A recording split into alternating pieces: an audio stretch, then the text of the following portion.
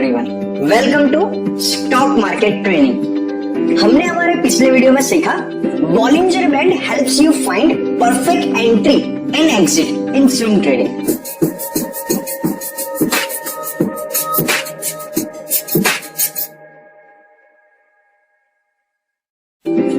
Our today's topic is technical analysis Ichimoku Cloud Advanced Strategy, in which we will cover what is Ichimoku Cloud, how can we use this indicator for finding buying and selling position। चलिए practically समझते हैं। अगर तो हम यहाँ पे studies में जाके यहाँ पे टाइप करेंगे Ichimoku Clouds, तो हमारे सामने ऐसा कुछ एक क्लाउड टाइप का एक इंडिकेटर आ जाएगा।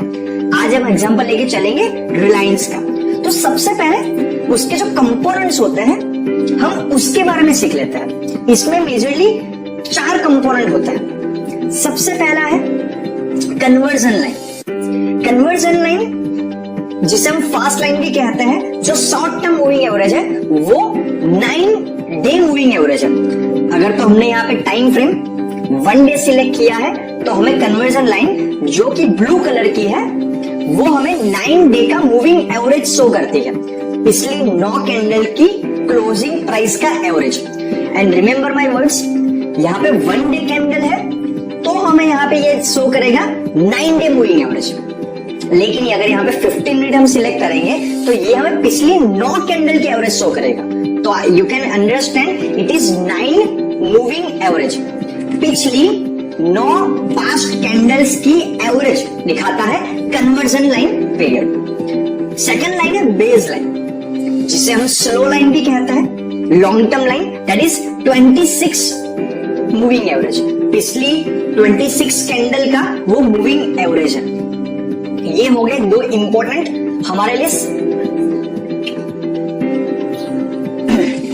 ये 2 हो गए सबसे इंपॉर्टेंट कंपोनेंट्स इचिमोकू क्लाउड के अंदर। यहाँ पे कन्वर्जन लाइन वो ब्लू कलर की है एंड बेस लाइन वो रेड कलर की है। यहाँ पे जो ब्लू आपको दिख रही है वो कन्वर्जन लाइन है, इसे हम स्लो लाइन भी बोलेंगे। तो हम अपने सेशन के दौरान उसका नाम यूज करेंगे स्लो लाइन, बिकॉज वो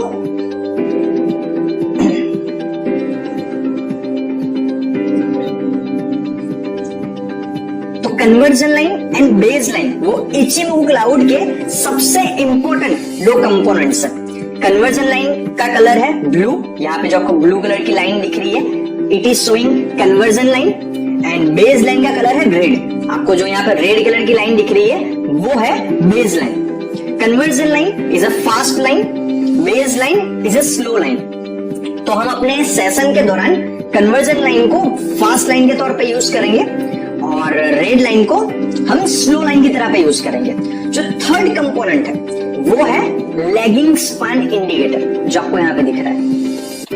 यहाँ पे बाजू 26 लिखा है और लैगिंग स्पैन इंडिकेटर का जो ये कलर है आपको ब्लू लाइन के ऊपर दिख रहा है, that is lagging span. And third component होता है क्लाउड। क्लाउड जो आपको यहाँ पे अलग अलग कलर के अंदर फील हुआ दिख रहा है वो क्लाउड है। लैगिंग स्पैन कैसे बनता है, चलिए उसे समझ लेते हैं। लैगिंग स्पैन है -26 मूविंग एवरेज। -26 का मतलब क्या है? अगर तो मैं आज का करंट चार्ट ओपन करूंगा 14 नवंबर का, तो आपको दिख रही है कि जो लैगिंग स्पैन है वो यहां पे एंड हो रही है, that is why it is called lagging span. जो एक्चुअल में थोड़ी पीछे चलती है दैट इज -26 मूविंग एवरेज, वो थोड़ी पीछे चलती है। एंड जो क्लाउड है वो लीडिंग होता है, वो यहाँ पे अगर तुम आज के दिन में है तो थोड़ा वो आगे आपको शो कर रहा है। तो आपको ज्यादा कंफ्यूजन नहीं रखनी है। हमें 4 कंपोनेंट हमने सीखे हुए हैं। जो ब्लू लाइन है वो फास्ट लाइन है 9 मूविंग एवरेज, जो रेड लाइन है वो स्लो लाइन है 26 मूविंग एवरेज, जो लैगिंग स्पैन है वो -26 मूविंग एवरेज है, और जो क्लाउड है वो है 26 लीडिंग इंडिकेटर, जो आपको थोड़ा आगे चलता है। तो इसका हम मतलब समझते हैं कि किस वे से हम ट्रेड के अंदर इसका यूज कर सकते हैं। ना नाउ प्राइस एक्शन का फंडामेंटल के जरिए बनता है Ichimoku cloud. That is the reason it is called master indicator. अगर आप ये इंडिकेटर को यूज कर रहे हो तो आपको साथ में कंफर्मेशन के लिए किसी और इंडिकेटर को यूज करने की जरा भी जरूरत नहीं है, बिकॉज इसमें जो 4 कंपोनेंट है, अगर हम चारों को प्रॉपरली ट्रेड में यूज करेंगे तो सारे के सारे कॉन्सेप्ट ऑलरेडी क्लियर हो जाएंगे। ये बनता है प्राइस एक्शन के फंडामेंटल्स के ऊपर। It shows dynamic support and resistance.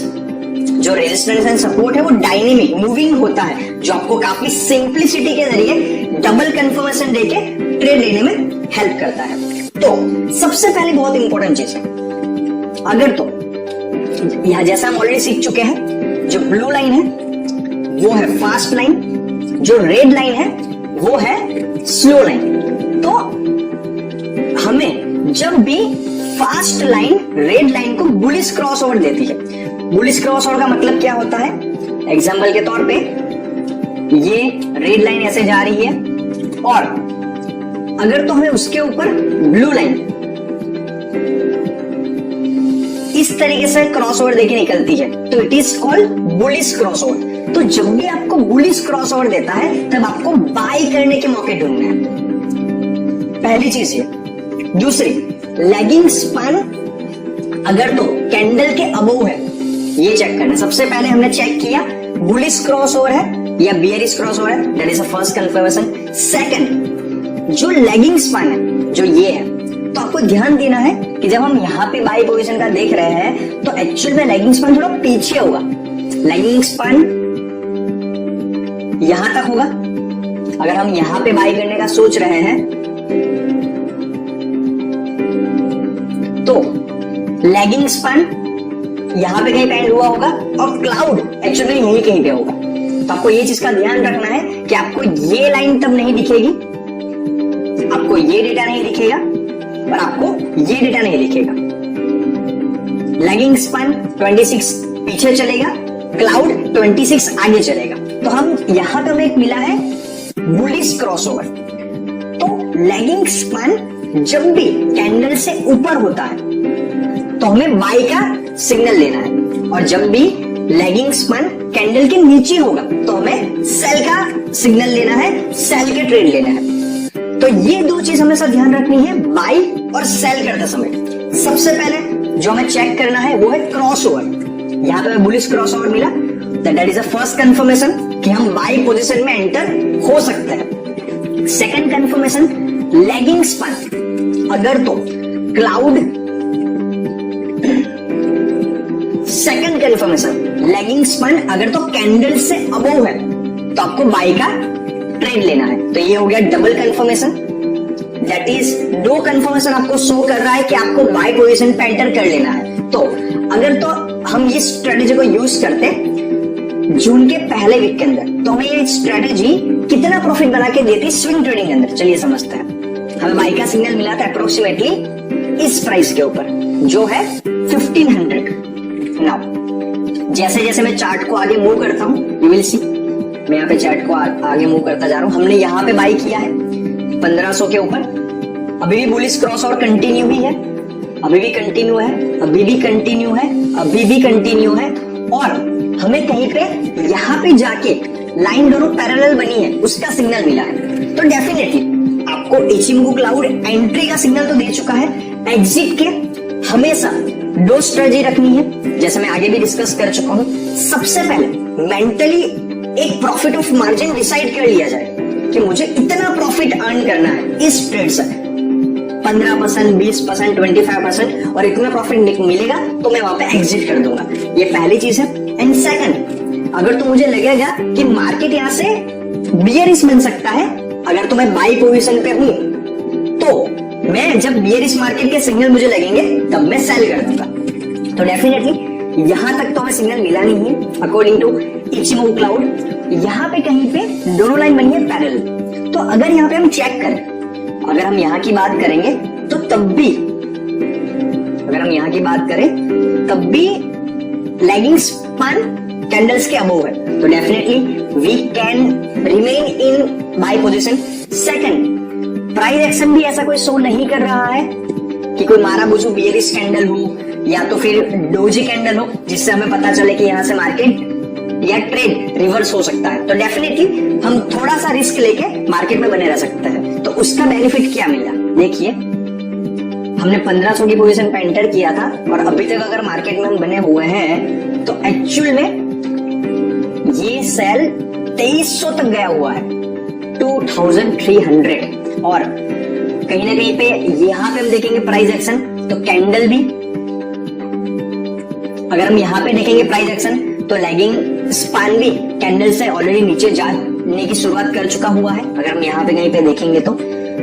And यहाँ पे दोनों लाइन भी पैरेलल हो चुकी है, तो डेफिनेटली आप यहाँ पे एग्जिट कर सकते हो। और अल्टीमेटली यहाँ पे एग्जिट ना करते तो यहाँ पे तो उसने बुलिश, तो यहाँ पे तो उसने बियरिश क्रॉसओवर ले ही दिया है, तो डेफिनेटली आप यहाँ पे तो एग्जिट कर ही सकते थे। अगर तो हम इसकी भी एग्जिट समझे 2242.25, तो भी हमने विद इन अप्रोक्सीमेटली हमने यहाँ पे एंट्री करी थी, वो जून का पहला वीक था और हमने एग्जिट किया है यहाँ पर अक्टूबर, मिड अक्टूबर के अंदर। तो अप्रोक्सीमेटली 1 2 3 4 5 5 महीने के अंदर आपने 50% से ज्यादा का प्रॉफिट अर्न किया है। Isn't it amazing? वो भी स्विंग ट्रेडिंग के जरिए, जहां पे आपको रोज स्क्रीन पे बैठे रहने की जरूरत नहीं है। आप एक बार एंट्री ले चुके हो, ओवरनाइट पोजीशन ले चुके हो, फिर आपको रोज दिन में सिर्फ एक बार 5-10 मिनट के लिए आज की कैंडल कैसी रही और ये स्ट्रेटेजी के अकॉर्डिंगली मुझे ट्रेड में बने रहना है या तो एग्जिट करना है, उसको चेक करते रहना है। तो ये हो गई सबसे पहली स्ट्रेटेजी। अगर तो फास्ट लाइन, जो यहाँ पे ब्लू लाइन है, रेड लाइन को बुलिश क्रॉसओवर करती है एंड जो लैगिंग स्पान है कैंडल से अबव है, तो हमें बाय का ट्रेड लेना है। इससे उल्टा अगर तो फास्ट लाइन स्लो लाइन को बियरिश क्रॉसओवर दे रही, जैसे कि यहाँ पे, और लैगिंग स्पान कैंडल्स के नीचे है, तो हमें सेल का लेना। तो डेफिनेटली हमें यहाँ पे सेल का भी ट्रेड मिला हुआ है। तो 2250 के आसपास अगर हम सेल करते और अभी तक बने रहते हैं तो भी ये हमारा with in 1.5 month, approximately 1 month के टाइम पे 30% जितना प्रॉफिट ऑलरेडी वो दे चुका हुआ है। तो ये हो गया फॉर द स्विंग ट्रेडिंग। दूसरी स्ट्रेटेजी जहां पे हमें क्लाउड का यूज करना है। Cloud shows nothing but the strength of the signal, कि हमने जो ट्रेड लिया है वो कितना स्ट्रॉन्ग या तो वीक है। तो जैसे आप ऑलरेडी समझ चुके होंगे कि जिस ट्रेड में हमने 50% प्रॉफिट अर्न किया वो डेफिनेटली एक स्ट्रॉन्ग ट्रेड ही होगा। तो अगर आप यहाँ पे देखोगे तो बुलिश क्रॉसओवर क्लाउड के ऊपर हो रहा है, बस आपको यही चेक करना है। अगर तो बुलिश क्रॉसओवर क्लाउड के ऊपर हो रहा है तो वो स्ट्रॉन्ग बाय सिग्नल है, और अगर तो बुलिश क्रॉसओवर क्लाउड के नीचे हो रहा है, उसका भी अब एग्जांपल हम ढूंढने की कोशिश करेंगे। अगर तो क्लाउड के नीचे हो रहा है तो वो एक वीक बाय है। तो आपको स्ट्रेंथ इस तरह से चेक करनी है कि अगर तो बाय ट्रेड क्लाउड के ऊपर है तो वो स्ट्रॉन्ग बाय है, बाय ट्रेड क्लाउड के नीचे है तो वीक बाय है। इससे उल्टा सेल के अंदर अगर तो बियरिश क्रॉसओवर बिलो क्लाउड है तो वो स्ट्रॉन्ग सेल है, और बियरिश क्रॉसओवर अबोव क्लाउड है तो वो एक वीक सेल है। तो cloud shows nothing but the strength. And जब भी आपको प्राइस क्लाउड के बीच में मिलती है then don't enter the trade. जबरदस्ती ट्रेड में घुसने की जरूरत नहीं है। और जब भी प्राइस ब्रेकआउट देती है क्लाउड से ऊपर, तब हमें बाय पोजीशन में एंटर करने की शुरुआत कर सकते हैं। जैसा कि यहाँ पे प्राइस ने ब्रेकआउट किया कैंडल को, और ऑलरेडी वो यहाँ पे हमें बाय सिग्नल दे चुका था उससे पहले भी एक। अगर हम यहाँ पे देखेंगे तो बुलिश क्रॉसओवर है, लैगिंग स्पान कैंडल से ऊपर है तो हम बाय कर सकते हैं, लेकिन क्लाउड के नीचे बुलिश क्रॉसओवर है तो ये इतना स्ट्रॉन्ग नहीं है। तो आप देखोगे तो यहाँ पे वापस से वो नीचे आ चुका था, तो हमें अप्रोक्सीमेटली ये 15-20% का प्रॉफिट वो आपको देके जा सकता था। तो ये एग्जांपल हो गया वीक बाय का। अभी हम समझते हैं इंट्राडे के लिए कि how can we use this strategy for intraday. Let's take example of SBI.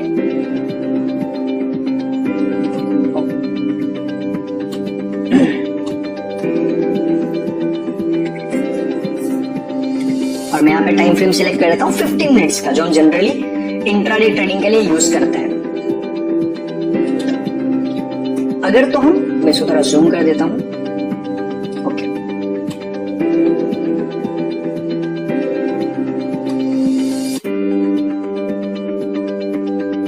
अगर हम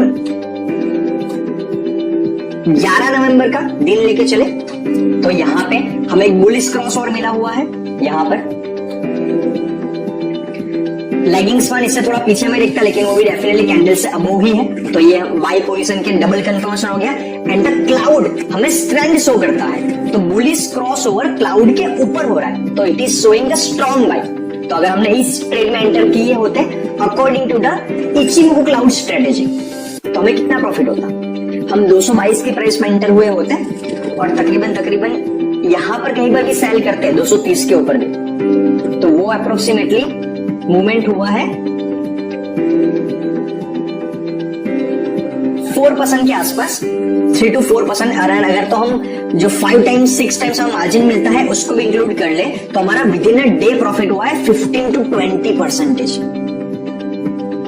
नाउ एंट्री का तो हमें बहुत इजीली पता चल जाता है, बट एग्जिट को समझना बहुत जरूरी है. मैं एग्जिट के ऊपर इतना फोकस क्यों कर पा रहा हूं? बहुत सारे ट्रेडर्स इनिशियली प्रॉफिट अर्न करते हैं, लेकिन जब ट्रेंड रिवर्स होता है तो वो लालच में आके, एक ऑप्टिमिज्म में आके, नहीं वापस से मार्केट अब जाएगा, और उसके चक्कर में जो प्रॉफिट किया है उसको भी गवा देते हैं और बहुत बार लॉस में भी आ जाते हैं. तो हमें पहली चीज तो ये ध्यान रखनी है, इंट्राडे के अंदर with in a day 4 to 5% is a good profit.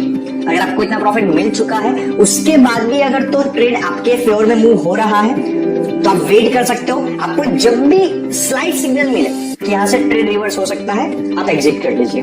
ये पहली स्ट्रेटेजी है. सेकंड स्ट्रेटेजी, आप ट्रेड में बने हुए हो एंड आपको एक कंफर्मेशन मिल जाता है कि यहां से मार्केट रिवर्स होगा, तब आप एग्जिट कर लीजिए. जैसे कि अगर आप यहां तक मार्केट में बने रहते हैं, उसमें कोई प्रॉब्लम नहीं थी, लेकिन अगर हम यहां पे कहीं पे देखेंगे तो लैगिंग स्पैन क्लाउड के नजदीक आ चुका हुआ था. अगर हम यहां पे कहीं पे देखेंगे तो लैगिंग स्पैन कैंडल्स के नजदीक आ चुका हुआ है, तो डेफिनेटली वो हमें एक वीक सिग्नल देता है. तो चलो ठीक है, हम यहां तक भी बने रहते. मैं अगर इस ट्रेड में होता तो मैं यहां तक तो डेफिनेटली बने रहता. यहां पे मुझे थोड़ी कंफ्यूजन होती, लेकिन मेरा प्रॉफिट बड़ा है तो मैं डेफिनेटली एग्जिट नहीं करता. मैं इस कैंडल पे डेफिनेटली एग्जिट कर देता, क्योंकि मुझे यहाँ पे एक बड़ी सी रेड कैंडल मिली है, तो मेरा प्रॉफिट एक्चुअल में होता.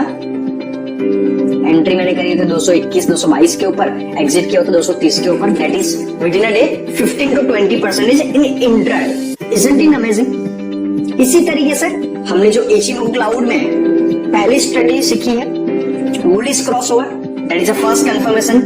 लैगिंग स्पैन कैंडल से अबोव है, that is the second confirmation.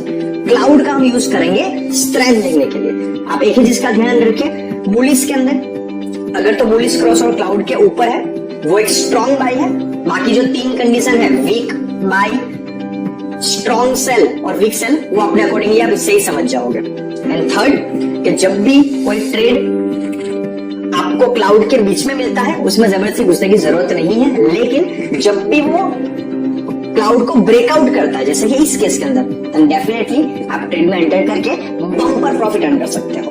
तो आज के वीडियो में हमने सीखा Ichimoku cloud helps you find perfect entry and exit in swing trading and intraday as well. हमने दोनों के एग्जांपल डिस्कस किए. स्विंग ट्रेडिंग के लिए एग्जांपल लिया रिलायंस का, इंट्राडे के लिए एग्जांपल लिया SBI का. तो आज के वीडियो में इतना ही. मिलते हैं नेक्स्ट वीडियो में. Thank you very much.